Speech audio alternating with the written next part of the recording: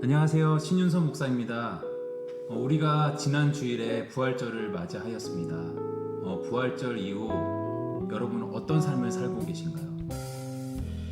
제가 교회에 오는 길에 또 길거리 지나가는 사람들을 보니까 벌써 반팔을 입은 사람들이 있더라고요. 반팔을 입고 또 공원에서 좀 마음껏 뛰노는 그런 사람들의 모습을 볼 수 있었는데, 추운 겨울이 얼마 되지 않은 것 같은데 또 꽃샘추위가 기승을 부렸던 그런 3월도 얼마 되지 않은 것 같은데 벌써 봄 기온이 만연한 그런 따뜻한 계절이 되었습니다. 우리가 이 봄 기온보다 더 만연한, 더 충만한 부활의 생명을 누리며 살아가시기를 소망합니다. 오늘 갈릴리 신앙학교 봄학기 성경의 맥잡기 4번째 시간, 예수님의 공생의 준비기로 또한 여러분을 찾아뵙게 됩니다. 오늘 예수님의 공생의 준비기에서는 예수님의 탄생 이야기부터 또 예수님의 짧은 이야기지만 유년기 시절의 이야기, 그리고 예수님이 세례 요한에게 세례를 받으신 이야기, 예수님이 광야로 나가 사탄에게 시험을 받으신 이야기, 그리고 예수님의 첫 설교 이야기까지, 이렇게 예수님께서 공적인 생애를 시작하시기 전에 그런 이야기들을 함께 살펴보도록 할 거예요. 제가 요즘 읽고 있는 책, 또 세미나를 듣고 있는 책이 있는데 그 책의 제목은 스칸 맥나이트라는 사람의 예수 왕의 복음이라는 책입니다. 그리고 또 이 책의 주된 내용은 예수님의 마지막 일줄, 예수님의 십자가 죽음과 예수님의 부활의 이 이야기 너무나도 중요하지만 예수님의 삶 전체가 중요하다는 그런 이야기를 하고 있습니다. 예수님의 마지막 일주일 말고 공생의 3년의 기간, 그리고 거의 기록이 없지만 예수님의 그 전에 30여 년의 그 삶의 모든 과정들이 우리가 다 종합적으로 알아야 될 필요성에 대해서 이 책에서 이야기하고 있습니다. 오늘 우리가 제4과 예수님의 공생의 준비기를 함께 살펴보며 정말 예수님이 어떤 분이신지를 더욱더 온전히 알므로 예수님과 함께 복음의 삶, 부활의 삶을 함께 누리시기를 소망합니다. 그러면 내용으로 들어가 보겠습니다. 예수님께서 예수님의 사람들, 하나님의 택하신 선민들, 그 유대인의 땅에 오셨습니다. 그런데 우리가 사도신경에서 고백하는 바와 같이 예수님은 누구에게 나셨죠? 동정녀 마리아, 처녀에게서 나셨습니다. 누가복음 1장에 이 수태고지라고 말하는데, 가브리엘 천사를 통해서 하나님께서 동정녀를 통해서 하나님의 아들 메시아 그리스도가 탄생할 것을 예고하셨어요. 가브리엘 천사는 나이가 들어도 자식이 생기지 않아서 간절히 기도하고 있던 제사장 사가랴와 엘리사벳 부부에게 먼저 나타났습니다. 누가복음 1장 13절에 이렇게 말씀해요. 너의 간구함이 들린지라 내 아내 엘리사벳이 내게 아들을 낳아주리니 그 이름을 요한이라 하라 라고 말씀하면서, 그렇게 세례 요한이 예수님보다 먼저 잉태되게 되죠. 그가 또 엘리야의 심령과 능력으로 주 앞에 먼저 와서 아버지의 마음을 자식에게, 거스르는 자를 의인의 슬기에 돌아오게 하고 주를 위하여 세운 백성을 준비하리라 라고 또 이 가브리엘 천사를 통해서 하나님께서 말씀하셨습니다. 그렇게 사가랴 부부를 통해서 세례 요한이 잉태되게 되었어요. 그리고 6개월 후 가브리엘 천사는 갈릴리 호수 서남쪽에 있는 나사렛 땅에 살고 있는 마리아에게로 갔습니다. 가브리엘 천사가 마리아에게 이야기합니다. 은혜를 받은 자여 평안할지어다, 주께서 너와 함께 하시도다. 그리고 또 이어서 말합니다. 내가 잉태하여 아들을 낳으리니 그 이름을 예수라 하라 라고 가브리엘 천사가 하나님의 말씀을 전했습니다. 우리가 사도신경을 통해서 동정녀 마리아에게서 예수님이 나셨다는 그런 고백을 하고 있고, 그렇게 우리는 예수님을 동정녀를 통해서 탄생하신 분이라고 그렇게 믿고 있기 때문에 이것이 당연한 그냥 우리의 신앙 고백이에요. 그런데 이게 냉철하게 이성적으로 생각해 봤을 때 어떻게 처녀가 임신을 할 수 있나요? 이건 정말 못 믿을 일이죠. 우리의 이성과 과학의 그것으로는 도저히 납득이 될 수 없는 그런 이야기예요. 그래서 처녀가 임신을 한다는 것을 당연히 평범한 인간으로서 당연한 반응으로 마리아는 그것을 처음에 믿지 못했어요. 하지만 이 가브리엘 천사를 통해서 들려진 하나님의 말씀을 후에는 믿게 되었습니다. 그래서 마리아가 대답합니다. 주의 여종이오니 말씀대로 내게 이루어지이다. 그렇게 마리아가 하나님의 말씀, 가브리엘 천사를 통해서 고지된 그 하나님의 말씀을 온전히 믿었을 때에 예수님이 정말 이 처녀 마리아를 통해서 잉태되게 되었어요. 우리가 여기서 중요한 메시지를 얻을 수 있습니다. 하나님의 계획이 어떻게 실현이 되는가 하는 것입니다. 하나님의 약속 누구에게나 있습니다. 뭐 특별한 하나님의 약속을 받는 특별한 하나님의 계시와 음성을 듣는 사람들도 있으나 그런 특별한 거 듣지 않아도 우리 모두에게는 하나님의 언약, 하나님의 약속이 있어요. 왜냐하면 우리는 혈통으로 말미암는 하나님의 자녀들이 아니라 약속, 언약으로 말미암는 하나님의 자녀들이기 때문이죠. 그런데 그 언약이 성취되는 것, 언약이 이루어지는 것, 어떻게 이루어지나요? 그것이 우리가 말씀대로, 하나님의 그 말씀대로, 하나님의 언약대로 이루어지리라고 온전히 믿을 때 하나님의 계획이 이루어지고 그것이 아직 이루어지지 않았던 그런 영역들이 성취되는 것을 볼 수 있다는 것입니다. 그러므로 하나님의 약속, 하나님의 언약과 더불어 중요한 것, 그것은 바로 우리의 믿음이라는 것입니다. 구약에는 다윗의 자손을 통해 세상을 구원할 메시아가 오리라는 기대가 있어요. 그것이 뭐 모세 오경에서도 흐릿하게 나타나기도 하고 뭐 다니엘서 이런 예언서에서 메시아가 올 것, 인자, 선오브가 벤 아담이라는 사람이 와서 세상을 구원할 것이라는 그런 메시지들이 있습니다. 그런데 인류의 대속을 위해 오시는 그런 메시아, 인자, 사람의 아들이 죄 있는 사람이라면 구원을 이룰 수가 없어요. 이것이 메시아 탄생의 딜레마예요. 또 예수님은 그렇게 다윗의 후손이면서 그래서 죄 없는 사람으로 태어나셔야만 했던 그런 모순, 그런 딜레마를 가지고 있었던 것입니다. 자, 우리가 이 시간 잠시 살펴볼 것은 이스라엘의 결혼제도예요. 이스라엘의 결혼제도에는 정혼기간이 있고 진짜 결혼하는 그것이 있어요. 우리의 뭐 약혼 이런 것과 비슷하죠.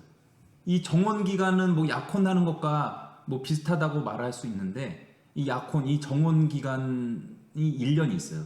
정혼을 먼저 하고 우리같이 그런 뭐 약혼 우리는 없는 사람들이 대부분이고 결혼을 그냥 한 번에 하지만 이 이스라엘의 결혼 제도는 반드시 정혼 기간을 가지고 1년 동안의 정혼 기간을 가지고 그리고 정식으로 결혼해서 나중에 1년 후에 정식 부부가 돼요. 그런데 정혼 이후 1년간은 동침 금지예요. 동침하다가 걸리면 이제 파혼되고 끝나고 망신당하는 거죠. 마리아는 이 정혼 기간, 이 법적으로 요셉과 정혼한 그 기간 동안에 하지만 동침이 금지됐던 그 기간에 예수님을 잉태한 것입니다. 그래서 예수님은 법적으로 다윗의 자손인 요셉의 아들이 되고 호적상은 그렇죠. 근데 사실상 요셉하고는 피 하나 안 섞인 그런 분이 예수님이시죠. 그렇게 법적으로는 요셉의 아들이지만 실제적으로는 마리아에게서 이 남자 없이 성령으로 잉태되었기 때문에 예수님은 죄가 없는 인간으로 태어나셨습니다. 어떻게요? 우리는 모르죠. 뭐 성령으로 잉태됐다고 말하지만 그 과정이 어떻게 되는지 우리는 알 수 없습니다. 과학적으로, 이성적으로 설명할 수 없는 이것은 영원한 신비라고 말할 수 있습니다.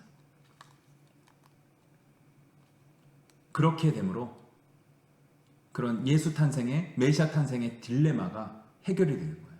다윗의 자손이면서 동시에 죄 없는 인간으로 예수님이 오실 수 있었던 것입니다. 마리아 찬가라는 것이 있습니다. 요한을 잉태한 엘리사벳과 예수님을 잉태한 마리아는 친척지간인 거 여러분 알고 계시죠? 요한이 아까 앞에서도 나왔듯이 6개월 먼저 태어났고 예수님이 6개월 이후에 태어났고 그렇게 엘리사벳과 마리아가 친척지간이죠. 마리아는 자신과 엘리사벳 이 비천한 자를 존귀하게 하신 그 하나님을 찬양하였습니다.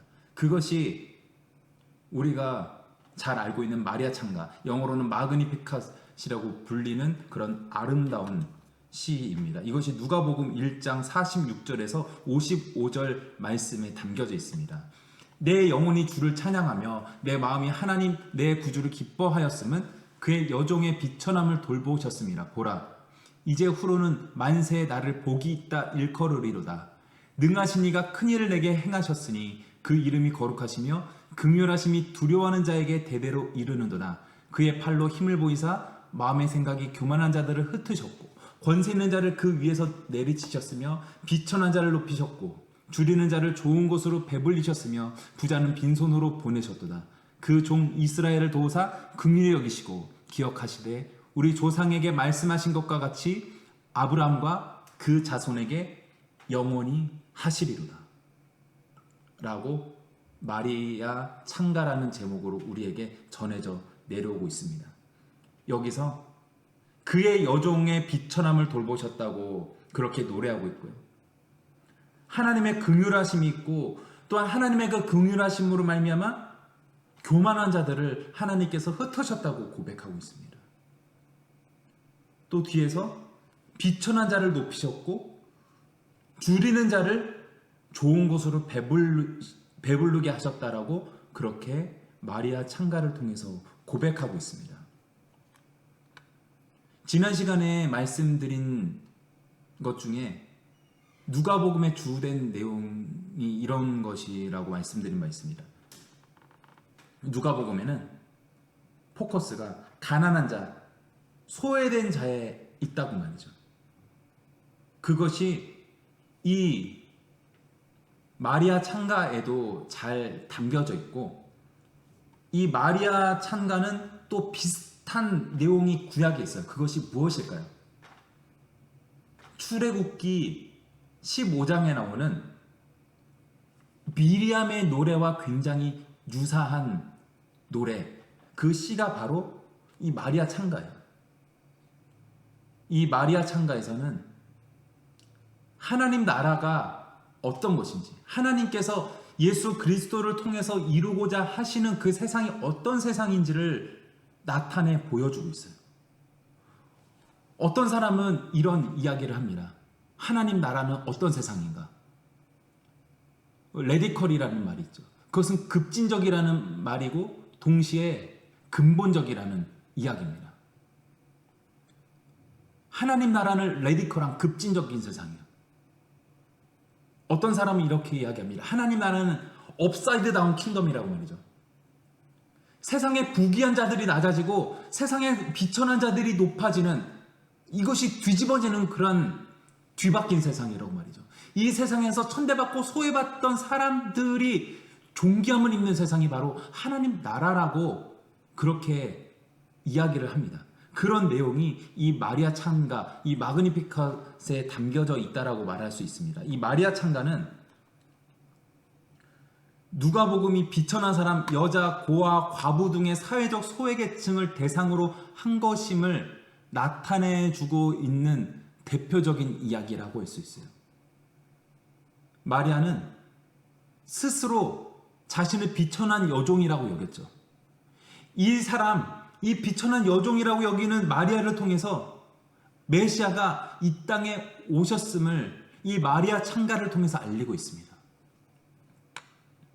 자, 다음으로 넘어가서 예수님의 족보를 살펴보면 마태복음과 누가복음에 나오는 예수님 족보가 조금 다르죠. 조금이 아니라 좀 많이 달라요. 이 서술 방식을 살펴보면 마태복음은 조상부터 아래로 내려가는데 누가복음은 예수님으로부터 그 위로 거슬러 올라가요. 그래서 마태복음은 뭐 아담부터 해가지고 아브라함까지, 아브라함부터 다윗까지, 다윗부터 예수님까지 그렇게 14대 나눠서 그렇게 나오고 있는 반면에 누가복음은 이 남자 이 요셉 말고 이 다윗의 자손으로 온 그 요셉 말고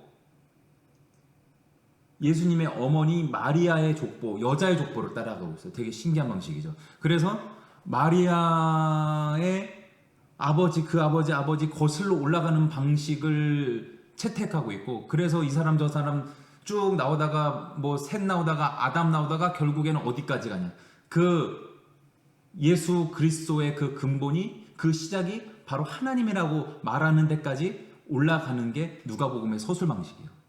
이 마태복음에는 메시아 대망 사상이 담겨져 있습니다. 다윗의 자손으로 메시아가 올 것이라는 예언이 마태복음에서 성취된다는 그 이야기를 강조하고 있고, 누가복음은 세상 전체를 하나님의 나라로 변화시키는 그 이야기, 그 사상에 초점을 맞추고 있어요. 마태복음의 저자인 마태는 유대인이고 누가복음의 저자 누가는 헬라 사람, 이방인입니다. 지난 시간에 말씀드렸듯이 마태복음은 유대인의 복음서라고 알려진 그런 책이에요.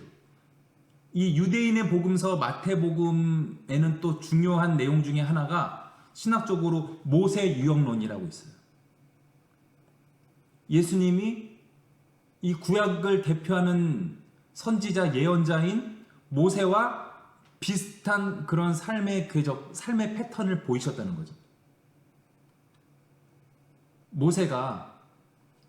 모세를 통해서 이렇게 율법이 제정되고, 모세를 통해서 출애굽하고 또 약속된 가나안 땅으로 들어가는 그런 일이 일어나듯이, 구약 예언의 성취로서 예수님을 통해서 이 유대인들을 죄로부터 또한 정치적 억압으로부터 이 예수께서 구해내신다는 이야기가 마태복음의 주요 내용이라고 말할 수 있습니다.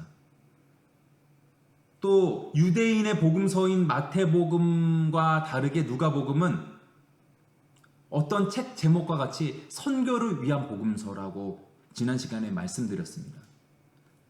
마태복음의 저자가 유대인이고 누가복음의 저자는 이방인, 헬라 사람.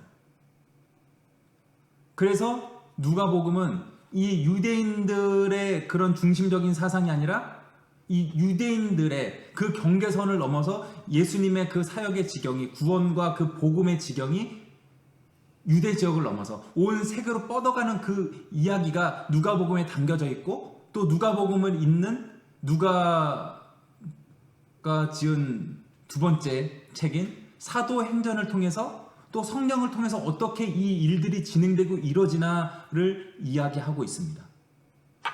누가는 3장 뒷부분에서 예수님이 첫 아담의 후손이자 둘째 아담으로 오신 분이라고 지적하고 있어요. 누가복음 3장 앞부분에 세례 요한에게 세례 받으신 사건과 누가복음 4장에 예수님이 마귀에게 시험 받으신 사건 사이에 누가복음에서는 예수님의 족보를 소개하고 있어요. 첫 아담이 에덴 동산에서 실패한 마귀로부터의 시험을 둘째 아담으로 오신 예수님이 승리로 이끄셔야 하는 배경이 어떠한가를 누가복음에서 설명하고 있는 거예요. 첫째 아담은 어떤 아담이죠? 범죄한 아담이죠. 우리 보편적인 그냥 보통의 인간들처럼 죄의 본성을 가진 그런 인간, 그런 보통의 존재가 아담이에요. 아담, 이것은 특수명사이기도 하고 어떤 사람을 지칭하는 그런 명사이기도 하고, 또 이 아담은 그냥 인간을 지칭하는 보통 명사이기도 해요. 이 말에서 알 수 있는 것, 우리는 다 아담들이에요. 우리는 아담같이 다 범죄의 그런 죄악의 속성을 가지고 있는 그런 아담들이에요. 그런데 둘째 아담, 인자로 사람의 아들로 선 오브 맨으로 벤 아담으로 오신 예수님은 그런 인간의 죄악과 인간의 유한성을 극복하는 그런 분으로 오셨다는 거예요. 예수님 완전한 인간이시지만 또한 완전한 하나님이시라는 것. 이것이 우리의 신앙의 고백입니다. 자, 이제 예수님의 어린 시절을 살펴보도록 하겠습니다. 예수님의 탄생 이후 어린 시절의 이야기는 거의 없어요. 누가복음 2장 후반부의 이야기가 예수님의 그 12살 때의 이야기가 유일합니다. 나사렛에 사는 요셉 부부가 12살 된 예수님을 데리고 6월절에 예루살렘에 올라갔는데 아이를 잃어버려요. 유대 풍습에 의하면 남자아이는 12세 때까지 율법 교육을 철저하게 받고 13세가 되면 성년으로서 회당에서 신앙생활을 시작할 수 있었다고 합니다. 그래서 예수님의 이 12살 시절 때의 이야기는 유대 사회에서 이 어린아이로서의 그런 마지막 때라고 말할 수 있어요. 그래서 12살이면 유대 사회에서의 이 12살, 13살은 성년이 되는 그런 기점이라고 말할 수 있고, 그렇게 성년이 되기까지 율법으로 철저하게 교육을 받는다고 말할 수 있을 것입니다. 소년 예수님은 성년을 바로 앞둔 그 12살의 나이에 내 아버지의 집에 남아서 서기관들과 함께 말씀을 가지고 토론하셨죠. 이 예수님의 부모 요셉과 마리아는 걱정돼서 소년 예수를 찾아왔는데, 그렇게 부모들에게 걱정을 끼치게 한 예수님에 대해서, 이 아들 예수에 대해서 약간의 책망을 했어요. 그런데 이것에 소년 예수가 대답합니다. 어째여 나를 찾으셨나이까? 내가 내 아버지 집에 있어야 될 줄을 알지 못하셨나이까? 라고 오히려 이 12살 된 우리의 5학년 정도 된 아이가 오히려 부모님을 약간 꾸짖듯이 이렇게 이야기하는 거예요. 예수님의 사명은 내 아버지의 일을, 하나님 아버지의 일을 하는 것이며, 이를 위해 아버지 집, 회당, 성전에 있어야 함을 예수님께서 선포하신 것입니다. 역시 예수님은 비범한 분이셨어요. 예수님이 스스로 하나님의 아들이심을, 메시아이심을 언제부터 깨달으셨을까요? 저 불교의 석가모니처럼 태어날 때부터 천상천하 유아독존이라고 외치고 그렇게 태어나시진 않으셨죠. 예수님께서 언제 본인이 메시아이시고 하나님의 아들이시고 그런 하나님 나라의 사역을 완성시킬 분이시라는 것을 아셨는지는 정확히 우리는 알 수 없어요. 그것을 알 수 있는 근거도 없지만 분명한 것, 이 누가복음 2장에서 나오는 예수님의 어린 시절, 이 12살 때에 그 철없고 이 애매하고 어정쩡한 나이인 이 12살 나이에 그냥 우리 5학년들은 그냥 뭐 자전거 타고 콜라나 마시고 다닐 그 나이에 예수님은 내가 하나님의 아들이구나. 내가 성전에 있으면서 하나님의 말씀을 듣고 하나님의 말씀을 전하는 사람이구나. 내가 이 사명을 위해서 이 땅에 온 사람이구나라는 것을 고만한 나이에 예수님은 깨달으셨다는 거예요. 예수님은 그런 분명한 자기 정체성이 있으셨다라는 이야기입니다. 예수님께서 나사렛에서 목수로 지내던 그 30세 즈음에 갑자기 요단강으로 가셨어요. 그리고 친척인 세례 요한에게 세례를 받으셨습니다. 세례가 무엇인가요? 이방인에게는 하나님의 백성으로 거듭난다는 뜻을 내포하는 것이 세례예요.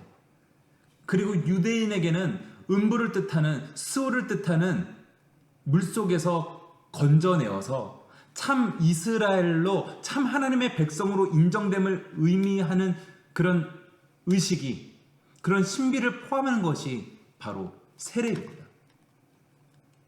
세례 요한은 유대인이라도 자신의 죄를 회개하고 세례받지 않으면 하나님의 진노를 피할 수 없다라고 선포했어요. 자, 여기서 우리가 한 가지 짚고 넘어가야 될 것. 세례 요한의 메시지와 예수님의 메시지의 차이입니다. 세례 요한은 예수님과 마찬가지로 하나님 나라를 선포했죠. 하나님 나라의 다가옴을 이야기하였습니다. 그런데 세례 요한은 하나님 나라가 지금 가까이 오고 있다라고 선포했어요. 그래서 세례 요한의 선포는 뭐냐면, 자, 하나님 나라가 지금 우리에게 가까이 오고 있으니, 너희들에게 가까이 오고 있으니 회개하라. 그렇지 않으면 너네 망한다. 이 독사의 자식들아, 너네 잘못된 행위들 고치지 않으면 하나님의 진노가 임할 거니까 너네 얼른 두려움을 가지고 변화된 삶을 살아, 그렇게 살지 말아라 라고 선포했던 게 세례 요한의 메시지였어요. 그런데 이 세례 요한에게 세례를 받으신 그 후에 오신 예수님의 메시지는 세례 요한과 비슷한 듯 달랐어요. 세례 요한이 지금 임박해 있는, 반드시 올 것이지만 아직은 오지 않은 그 하나님 나라에 대해서 선포하고 있었다면, 예수님은 하나님 나라가 이미 왔다라고 선포하신 거예요. 하나님 나라가 이미 왔으니 회개하고 복음을 믿으라, 회개하고 구원 받으라라고 말씀하셨어요. 그런데 세례 요한이 조금 과격하게 너네 이 독사의 자식들아, 그러면 너네 심판받는다라는 그런 좀 경고의 메시지, 좀 겁주는 메시지를 선포한 반면, 예수님은 어떻게 하셨죠? 예수님께서 산상수훈에서 팔복에서 너네 가난한 사람들, 너네 의에 굶주리고 목이 마른 사람들, 너네 지금 핍박받는 사람들, 너네 이 땅에서 우는 사람들, 그런 사람들에게 이미 복이 있다. 이미 하나님 나라가 임했다. 이미 하나님 나라가 너희의 것이다. 라고 하나님 나라가 그런 사람들에게 이미 임했음을 말씀하시고 위로를 주셨어요. 예수님이 말씀하는 회개는 회개해서 하나님 나라가 임하는 게 아니라, 하나님 나라가 이미 왔으니까 그 하나님 나라에 합당한 삶을 사는 그 열매로서의 회개를 말하는 거예요. 세례 요한에게 있어서 이 회개가 조건부라면, 예수님에게 있어서 하나님 나라가 먼저고, 하나님 나라가 이미 온 것이 먼저고, 회개는 그에 따른 열매로 나타나는 그것입니다. 그것이 우리가 세례 요한의 메시지와 예수님의 메시지와 비교해서 중요하게 알아야 될 것입니다. 자, 이어서 자신 뒤에 오실 메시아가 성령과 불로 세례를 주실 것이며 하나님 나라를 시작할 것을 세례 요한은 알렸습니다. 세례는 그리스도 예수와 연합하여 주님과 함께 장사되고 예수님으로 인해 새 사람으로 거듭나는 것을 지금 신약시대에, 지금 교회 시대에서는 그렇게 세례의 의미가 그러합니다. 자, 그렇다면 왜 예수님께서 굳이 세례 요한에게 세례를 받으셔야 했을까? 뭐 여러 가지로 생각해 볼 수 있겠지만 여기서 잠정적으로 이렇게 답을 내릴 수 있습니다. 예수님은 세례 요한에게 세례를 받아서 하나님이 구약의 율법과 선지자들을 통해 주신 모든 하나님의 약속을 이루셔야 했던 것입니다. 하나님의 성령이 예수님께서 세례 받으실 때 임하면서 하나님의 성령이 비둘기같이 내려 자기 위에 임하심을 보시니라고 그렇게 마태복음에는 기록이 되어 있습니다. 그때 하늘로부터 소리가 있어 말씀하시되 이는 내 사랑하는 아들이요 내 기뻐하는 자라 하시니라 라고 하늘에서 하나님의 음성이 들리며 이 예수가 그냥 평범한 사람이 아니라 사람이지만 나의 아들이다. 나 하나님의 아들이다라고 공식적으로 이렇게 인정받으신 사건이 예수님이 세례 요한으로부터 세례를 받으실 때 일어났습니다. 하나님 아버지께서 예수가 아들이며 이 땅에 보내시는 메시아이심을 이렇게 확실히 이 사건을 통해서 알려주셨습니다. 자, 이렇게 하나님으로부터 공식적인 인정을 받고 그렇게 하나님의 아들임이 선포되고 그러고 예수님께서 곧바로 세상을 이기시고 곧바로 세상을 정복하시고 곧바로 이 세상의 하나님 나라의 영역을 넓혀 가셨더라면 더 멋있었을 것 같은데, 더 좋았을 것 같은데, 예수님은 세례 요한으로부터 세례를 받으신 후 바로 광야에서 시험을 받으셨어요. 이것이 우리의 인생 같아요. 세례 받는 순간 너무나도 영화로운 순간이죠. 하지만 그 뒤에 시험이 몰려와요. 예배하는 순간 너무나도 영화로운 순간이죠. 하지만 예배가 끝나고 세상으로 돌아가고 우리의 삶의 터전으로 돌아가면 바로 시험이 시작됩니다. 예수님의 사람들은 예수님과 같이 가장 영화로운 순간 이후에 시험을 받는 그런 인생이 바로 그리스도인들의 삶이라고 볼 수 있을 것 같아요. 예수님은 성령에 이끌려 광야로 가서 마귀에게 시험을 받으셨어요. 세상을 구원할 메시아는 죄의 유혹과 시험을 거치지 않고서는 안 됐습니다. 그래서 시험을 통과하셔야만 했어요.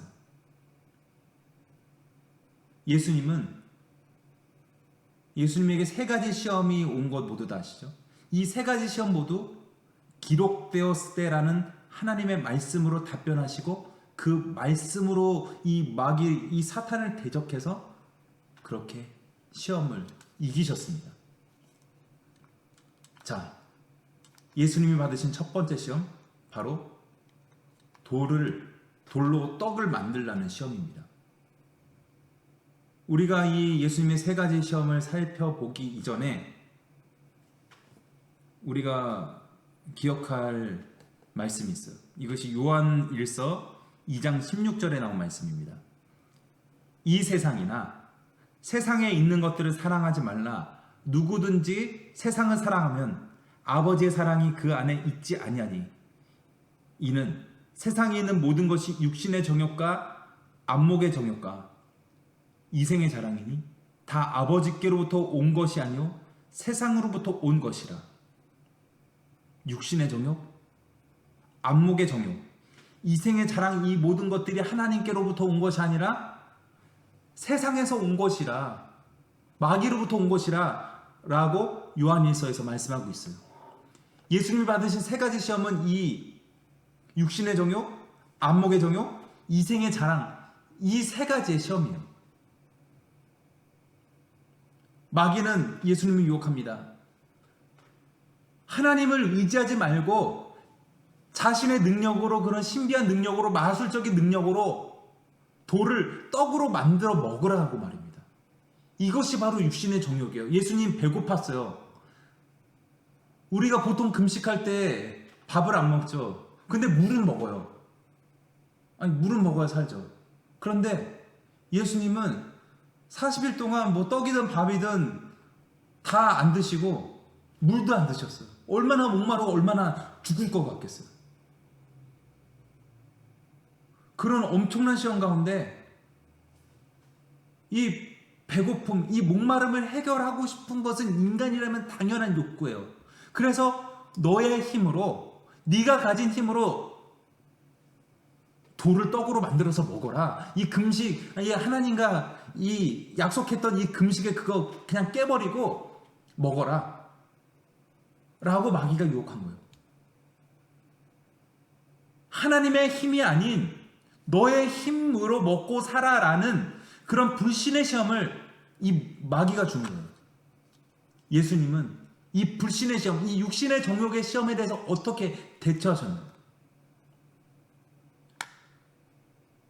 말씀으로 이기셨습니다. 예수님이 사람이 떡으로만 살 것이 아니요 하나님의 입으로부터 나오는 모든 말씀으로 살 것이라라는 신명기 8장 3절의 말씀을 인용하시면서 이 돌을 떡으로 바꾸라는 그 시험, 그 불신의 시험, 육신의 정욕의 시험을 이렇게 말씀으로 이기셨어요. 자, 예수님이 받으신 두 번째 시험, 자기 과시의 시험입니다. 이것은 요한일서에서 말씀하는 이생의 자랑이에요.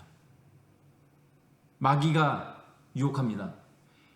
너가 만일 하나님의 아들이어든 뛰어내리라 기록되었을 때 그가 너를 위하여 그의 사자들을 명하시리니 그들이 손으로 너를 받들어 발이 돌에 부딪히지 않게 하리로다 라고 그렇게 유혹합니다. 이 사자들이, 이 천사들이 손으로 너를 받들어 발이 돌에 부딪히지 않게 하리라는 말씀이 시편에 있어요. 마귀는 엉뚱한 거 끌어다가 뭐 세상의 철학, 뭐 세상의 어떤 사조들을 끌어다가 유혹할 수도 있지만 마귀의 근본적인 시험은 그런 세상 철학으로 세상의 논리로 시험하지 않아요. 말씀을 끌어다가 시험해요. 이단들이 어떤 짓을 하나요? 하나님의 말씀을 왜곡해서 이야기해요. 하나님의 말씀을 뭐 기록된 걸 바꾸는 게 아니라 기록된 걸 그대로 따다가 하는데 이것을 잘못 적용하고 잘못 인용해서 시험에 빠뜨리는 게 이단들의 주된 수법이죠. 마귀는 이렇게 예수님을 유혹한 거예요. 맞는 말씀이죠. 기록된 말씀인데 이것은 이 상황에서 인용될 말씀이 아닌데 그것을 인용해서 예수님을 시험하고자 유혹하고자 넘어뜨리고자 한 거예요. 그렇게 뛰어내려 봐라. 천사들이 받쳐줄 것이고 그러면 너의 영광이 이 땅에서 이 세상에서 더 드러날 것이다 라고 그렇게 유혹한 거예요. 그렇게 하면 예수님이 메시아이심을 예수가 정말 놀라운 그런 하나님의 아들임을 세상의 모든 사람들이 더욱더 알게 되고 세상의 모든 사람들이 한 번에 빡 인정하게 될 것이다 라고 그렇게 마귀가 유혹한 거예요. 예수님은 박수갈채를 받기 위해서 자기 과시를 위해서 기적을 행하지 않으셨어요. 주님은 기적을 행하는 방법 대신 십자가의 고난을 통해 낮아짐으로 영광 받으시는 길을 선택하신 분이시죠. 예수님께서 말씀하십니다. 주 너의 하나님을 시험하지 말라. 뭐 다른 성경 말씀 뭐 인용할 거 없어요. 이런 말씀 잘못된 적용 가지고 하나님을 시험하는 그런 짓을 하지 말아라 라고 하면서 마귀의 시험, 이 두 번째 시험을 이기신 것입니다. 자, 예수님이 받으신 세 번째 시험, 세상 영광의 시험입니다. 내게 엎드려 경배하면 이 모든 것을 내게 주리라. 성전 꼭대기인지 산 꼭대기인지 이 누가복음과 마태복음에 다르고 이 두 번째 시험과 세 번째 시험의 순서가 또 누가복음과 마태복음에서 달라요. 어쨌든 이 시험에서 그 마귀가 높은 곳으로 예수님을 데리고 가요. 그래서 세상에 그 넓고 화려한 성전들, 그런 도시들을 그 파노라마를 쫙 보여주는 거예요. 그래서 이 넓은 세상, 이 광대한 세상이 있다. 네가 나한테 엎드려서 한번 절하기만 하면 이 모든 것을 너에게 줄 것이다 라고 그렇게 달콤한 유혹을 던집니다. 이것은 요한일서에서 말씀하는 안목의 정욕이죠. 그럴듯해 보이는 그런 정욕입니다. 마귀가 엎드려 경배하라는 거는 그냥 절 한번 하고 그냥 퉁치자라는 그 정도가 아니라 엎드려 경배하라는 것은 정말 존경의 의미로, 정말 마음으로 진정 엎드러짐의 의미로 그렇게 절하라는 거예요. 그거 한 번 하면 너한테 이 세상 다 주리라 라고 그렇게 마귀가 유혹하고 있는 것입니다. 그리스도인의 삶은 어떤 삶인가요? 보이는 것이 아니라 보이지 않는 영원한 것을 바라는 것이 그리스도인의 삶입니다. 당장 눈앞에 있는 그러한 어떤 유혹보다 우리 눈에 보이지 않지만 우리 가운데 역사하시는 그 하나님의 손을 붙잡는 것이 우리의 신앙이고 그것이 그리스도인의 삶입니다. 이 마귀의 시험, 세상 영광의 시험, 안목의 정욕의 시험에 대해서 예수님은 이번에도 말씀으로 그 시험을 이기셨어요. 사탄아 물러가라. 기록되었으되 주 너의 하나님께 경배하고 다만 그를 섬기라. 나는 하나님만 경배하지, 하나님 아버지께만 경배하지, 마귀 너한테 절하고 경배할 수 없다 라고 단호하게 말씀하시면서 사탄을 물리치시고 그런 사탄의 세 가지 시험을 다 이기셨습니다. 이 광야의 시험, 굉장히 특별한 시험인 것 같죠. 하지만 이 시험은 특별해 보이지만 특별해 보이지 않는 시험이에요. 이 성경 말씀에서 이 사탄이 세 가지로 예수님을 시험한 후에 사탄이 물러갔다고 했는데 영혼이 물러났나요? 예수님의 공생애 가운데 예수님을 계속 넘어뜨리려고 시험하고 우리의 삶에서도 마찬가지예요.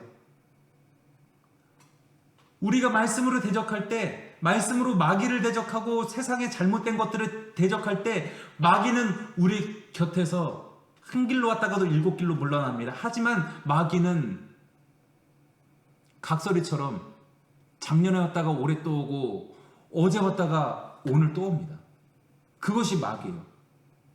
이 마귀의 시험은, 우리를 넘어뜨리려고 하는 시험은, 이런 시험은 예수님에게도 있었고 또한 우리 삶에도 계속 있습니다.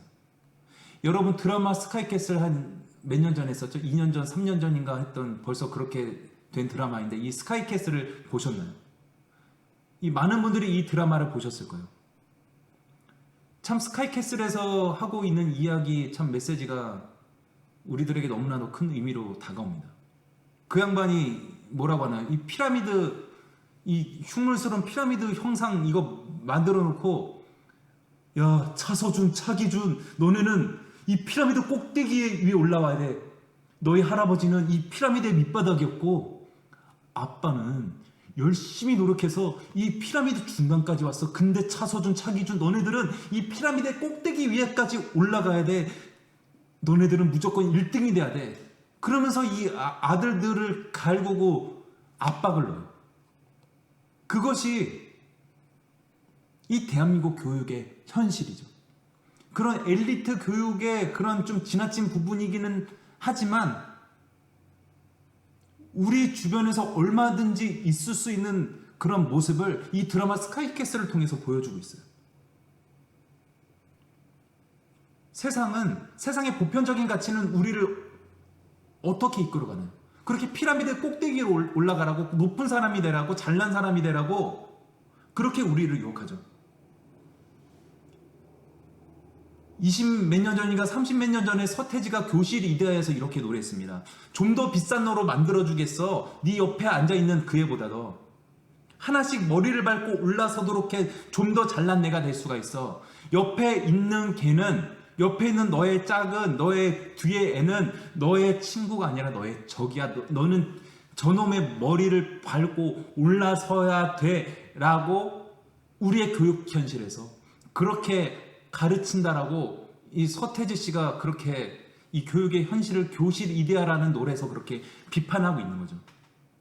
세상은 그렇게 더 높은 곳에 올라가라고, 그렇게 자기 과실을 위해서 살으라고, 하나님 없이 나의 능력으로 내 능력을 뽐내며 살아가며 세상에 높은 사람이 되고 남들을 밟고 군림하는 사람들이 되라고 그렇게 유혹하고는 합니다.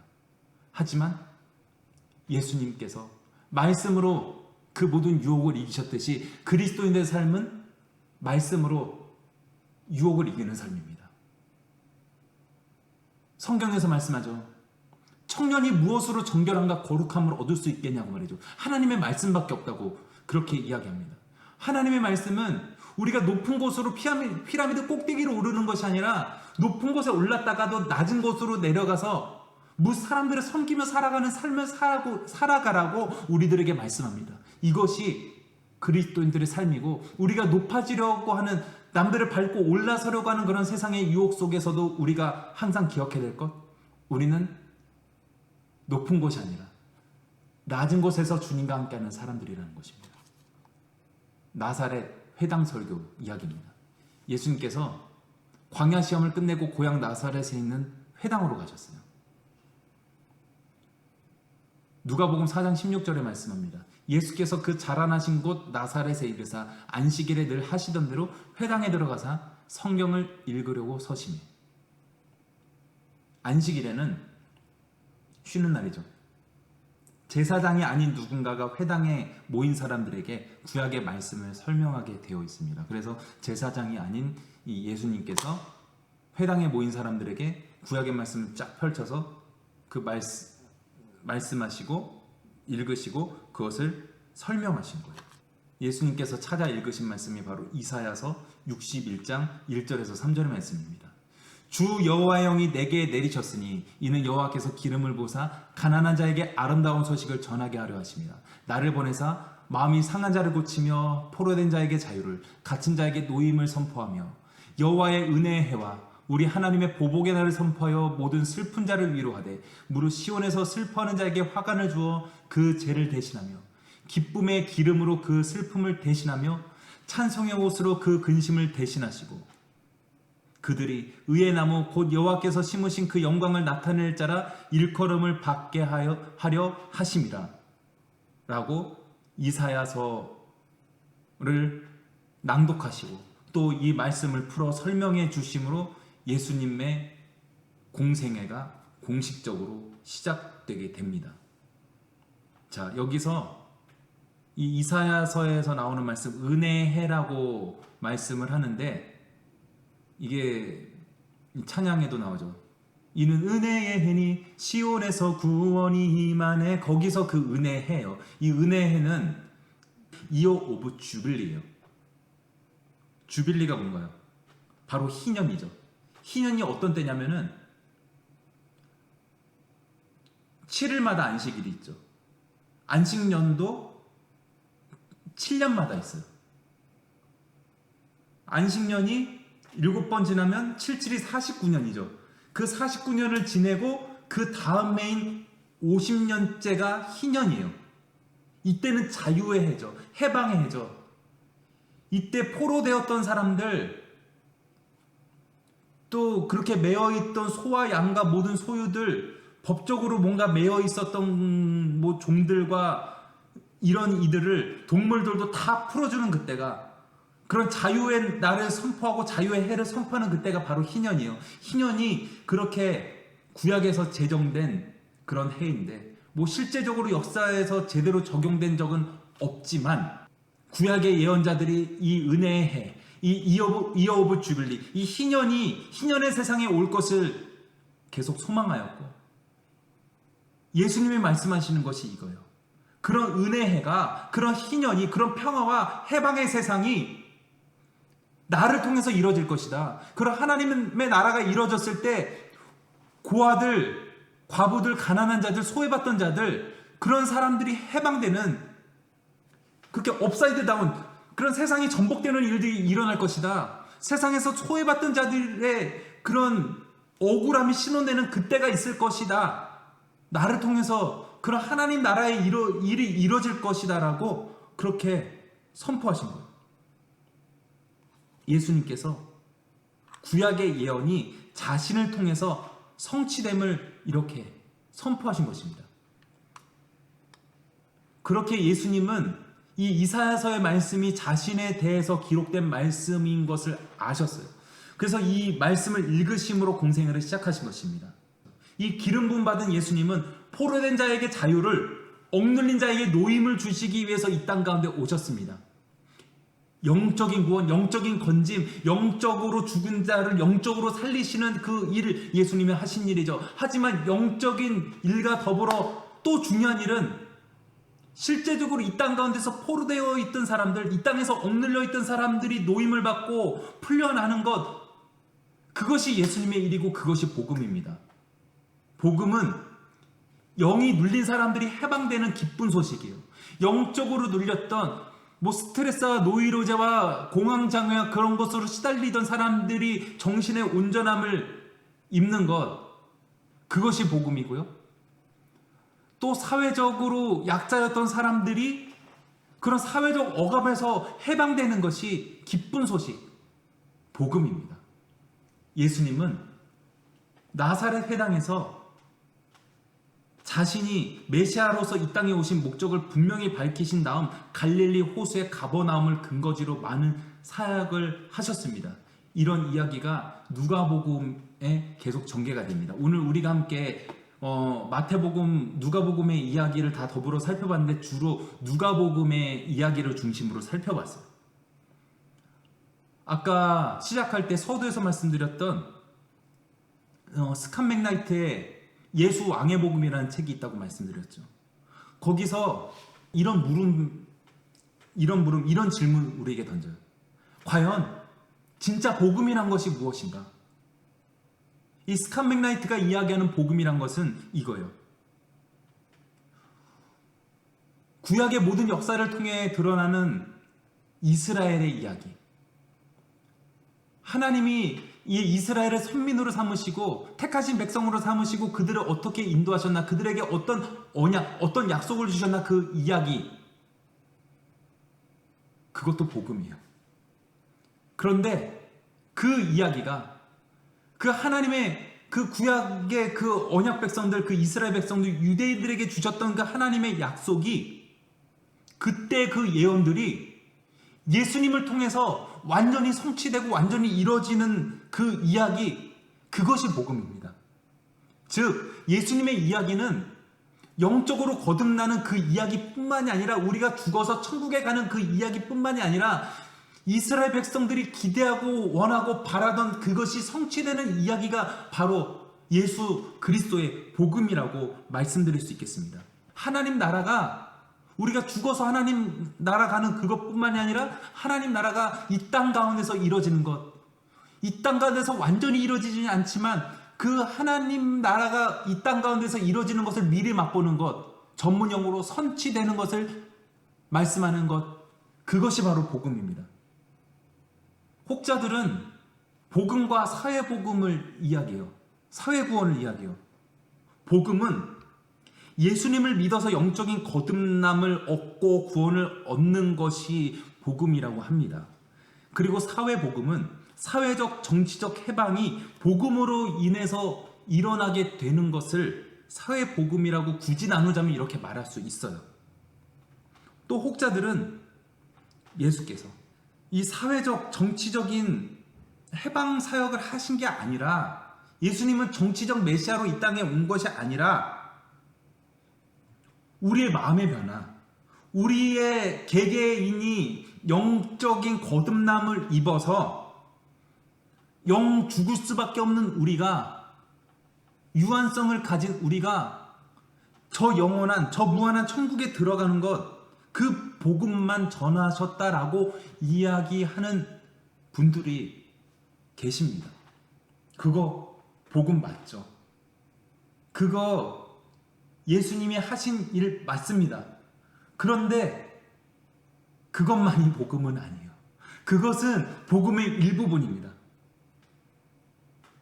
진정한 복음은 예수님이 오늘 이 이사야서 61장 이 말씀을 통해서 이야기하셨듯이 이어 오브 주빌리, 은혜해, 희년의 세상이 이루어지는 것이 바로 복음이에요. 그것이 하나님 나라입니다. 우리가 예수님을 믿어 새로운 사람으로 거듭나는 것, 그것이 복음이고, 그런 거듭난 사람들이 또 사회적 정치적 이 세상으로 나아가서 그런 예수님의 일을 하는 것, 억눌린 자들을 해방시키는 그 일을 하는 것, 밑에 있던 사람들, 억눌린 사람들의 그것이 풀려지고, 또한 세상에서 스스로 높임과 존귀함을 그렇게 스스로 추구하던 자들이 낮아지는 것, 그렇게 세상이 뒤집히는 것, 그런 평등, 그런 공평의 세상이 되는 것이 바로 또한 복음의 중요한 내용이라고 할 수 있겠습니다. 영적인 변화, 영적인 거듭남, 못지않게 중요한 것은 사회적 변화이고 사회적 갱신이에요. 오늘 예수님의 공생의 준비기에 대해서 살펴보았습니다. 오늘 우리가 이 예수님의 오심의 의미를 잘 새겨보았으면 좋겠습니다. 영적인 거듭남, 이해 못지않게 사회적 변화와 갱신, 그것도 중요하다는 것.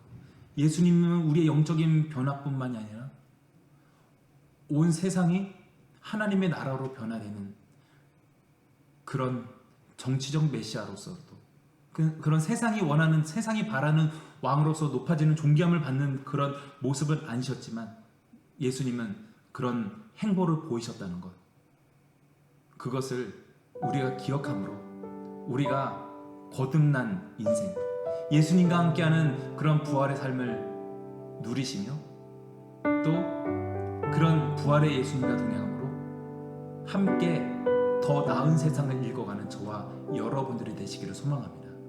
기도하겠습니다. 하나님, 오늘 이 하나님의 말씀들을 통해서 우리들에게 깨달음을 주심을 감사드립니다. 이 깨달음이 우리의 영적인 깨달음에만 머물러 있는 것이 아니라 우리의 영적인 깨달음을 통해서, 우리의 영적인 자각을 통해서 이 땅 가운데 언제나 어디서나 그리스도인으로 살아갈 수 있는 그런 능력의 사람들, 예수 부활의 향기 전하며 살아가는 그런 예수님의 사람들로 살아낼 수 있도록 인도하여 주시옵소서. 예수님께서 우리 억눌린 영을 해방시키려 오셨고, 또한 마음이 상한 자를 고치며 포로된 자에게 자유를, 갇힌 자에게 노임을 선포하러 오셨다라고 그렇게 예수님이 자기 선포를 하셨듯이 우리도 예수님과 더불어 더 좋은 세상 만들기 위해서, 더 나은 세상 만들기 위해서 함께 이 땅 가운데 눈물로 씨앗을 뿌리며 하나님 나라를 읽어가는 삶을 살아갈 수 있도록 주님 인도하여 주시옵소서. 언제나 어디서나 우리 주님께서 함께하여 주심을 믿고 감사드리며 이 모든 것 우리 주 예수님의 이름으로 기도드리옵나이다. 아멘. 감사합니다. 수고하셨습니다.